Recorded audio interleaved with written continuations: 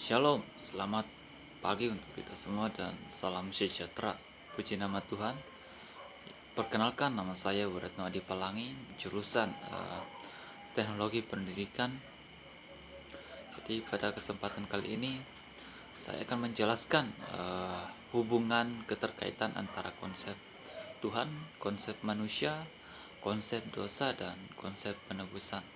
Jadi keempat konsep ini memiliki uh, satu keterkaitan satu sama lain. Mengapa?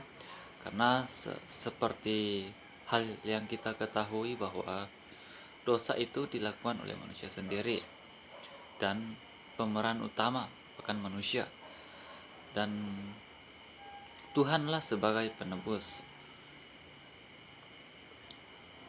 Jadi dalam Alkitab sendiri Tuhan menjelaskan bahwa Rohlah yang hidup, itu bisa kita baca dalam Yohanes 6 ayat 63. Rohlah yang hidup, daging tidak menghasilkan apa-apa. Segala perkataan yang aku katakan kepadamu adalah roh dan kehidupan. Jadi roh di sini adalah berbicara tentang Yesus Kristus itu sendiri. Tapi dari sini kita tahu bahwa roh itu kan tidak kelihatan, tapi mengapa dikatakan bahwa roh itu adalah Yesus Tuhan Kristus sendiri. Jadi Tuhan Yesus adalah utusan dari Allah Bapa untuk menebus segala dosa dan kesalahan umat manusia, yaitu umat ciptaan Tuhan yang paling mulia. Dan daging di sini berbicara tentang perbuatan atau sifat kedagingan yang tidak sejalan dengan perintah Tuhan, yang melanggar tita-tita atau ajaran Tuhan melalui perbuatan yang kita perbuat. Jadi konsep manusia itu membahas tentang perbuatan manusia kepada Tuhan, itu bisa kita baca dalam Yohanes 49 ayat 15, berbicara bahwa dapatkah seorang perempuan melupakan bayinya sehingga ia tidak menyayangi anak dari kandungannya? Sekalipun dia melupakannya, aku tidak akan melupakan engkau. Jadi di ayat ini berbicara tentang satu kesalahan manusia kepada Tuhan, dan tentu kita tahu bahwa ketika manusia berdosa, tentu ada penebusan terjadi terhadap dari Tuhan kepada umat manusia. Mengapa? Karena seperti yang kita ketahui bahwa di perjanjian baru dan perjanjian lama itu jelas berbeda. Karena di perjanjian baru, ketika kita masih hidup di bawah perjanjian baru, itu keras loh. Beda dengan zaman perjanjian lama. Maaf, ketukar. Maksudnya perjanjian lama, ketika kita masih hidup di bawah perjanjian lama, itu ketika orang berbuat dosa itu langsung dihukum mati atau dilempari batu sampai mati. Itulah hukum kita pada perjanjian lama. Beda halnya dengan kitab perjanjian baru. Jadi di situ menceritakan tentang pengorbanan Yesus Kristus terhadap umat manusia. Jadi dari sini kita ketahui bahwa sebenarnya Tuhan itu sangat menyayangi kita. Cuman kita sebagai manusia kadangkala tidak mengetahui maksud dari kebaikan Tuhan itu sendiri. Jadi di dalam Roma 5 ayat 12 pun berbicara, sebab itu sama seperti dosa telah masuk ke dalam dunia oleh satu orang, dan oleh dosa itu juga maut demikian. Maut itu telah menjalar kepada semua manusia. Jadi mau di sini berbicara tentang perbuatan yang tidak senonoh atau tidak sejalan dengan ajaran firman Tuhan. Jadi ketika kita berbuat dosa, tentu ada upah yang kita peroleh dari perbuatan yang kita lakukan.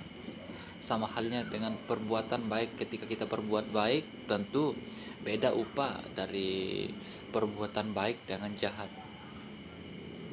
Jadi bisa kita pelajari bahwa dari Roma 5 ayat 12 itu, dosa itu sumbernya dari manusia sendiri.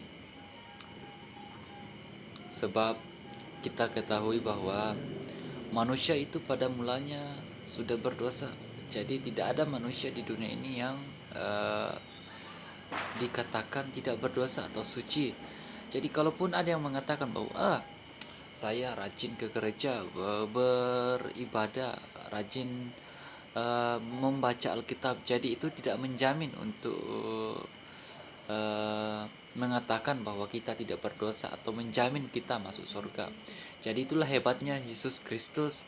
Meskipun kita banyak berbuat salah, tetapi ia tetap memberikan dirinya untuk disalibkan, untuk menanggung segala dosa dan perbuatan kita.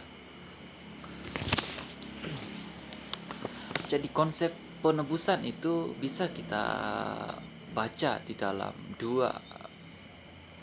di dalam Titus 2 ayat 14 yang mengatakan bahwa Dia memberikan hidupnya untuk membebaskan kita daripada segala jenis dosa, membersihkan kita dan menjadikan kita umatnya sendiri, sepenuhnya komitmen untuk melakukan perbuatan baik.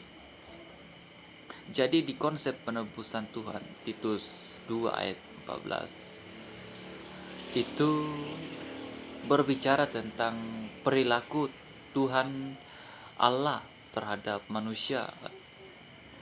Mengapa? Karena di perjanjian lama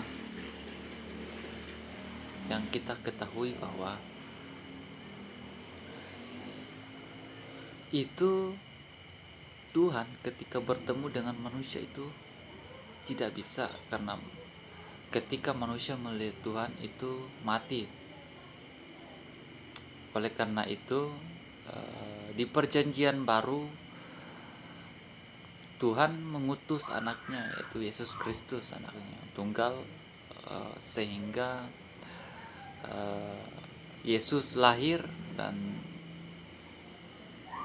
tumbuh besar hingga genap berumur 25 tahun, sehingga mulai dari situ Tuhan Yesus diberi tugas untuk memberitakan firman Tuhan, dan ada kuasa yang diberikan dari Allah kepada Yesus untuk menyampaikan bahwa akulah Tuhan. Yang jadi dari komitmen kita terhadap Yesus, bahwa hendaklah kita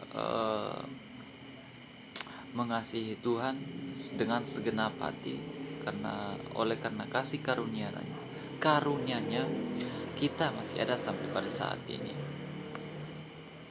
Jadi Tuhan itu sendiri tidak pernah pelit loh. Jadi cuma kadang kita sebagai manusia tidak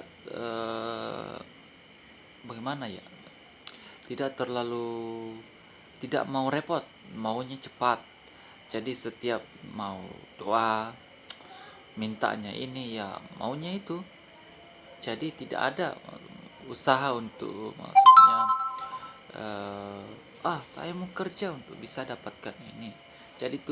Jadi ketika manusia jatuh ke dalam dosa itu, mulai dari situ Tuhan berbicara kepada Adam dan Hawa bahwa perempuan itu akan setengah mati melahirkan, dan laki-laki itu yang menjadi sumber yang akan eh, apa namanya bekerja keras untuk bisa menghidupi keluarganya. Dan wanita tunduk kepada suaminya. Jadi mulai dari situ kita ketahui bahwa manusia itu pada umumnya tidak ada yang suci. Jadi 4 konsep ini memiliki erat yang sangat kuat. Mengapa? Karena Tuhan itu adalah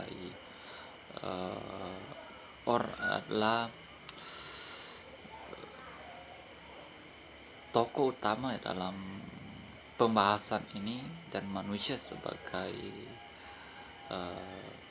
tokoh kedua atau dari pembahasan. Manusia sebagai pembuat dosa dan Tuhan sebagai penebus. Iya, sekian dan terima kasih. Tuhan Yesus memberkati. Amin.